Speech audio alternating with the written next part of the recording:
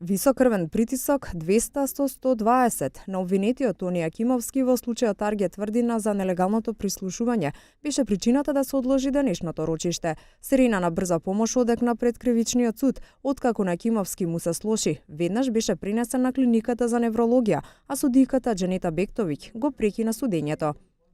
На обвинетиот Тони Јакимовски докторите му измерија висок крвен притисок и слабост на левата рака.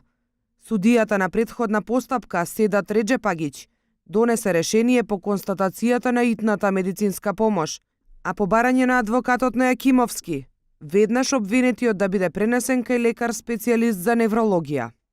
На Јакимовски не му беше добро уште додека му поставуваше прашања на сведокот Звонко Костовски. Обвинетиот го прашуваше сведокот кој ги користел пасвордите во системот NICE и кој можел да креира нови лозинки или да ги користи привилегиите.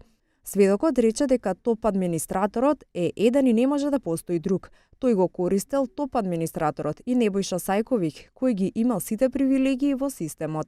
Јакимовски веќе издржува казна затвор во Куманово.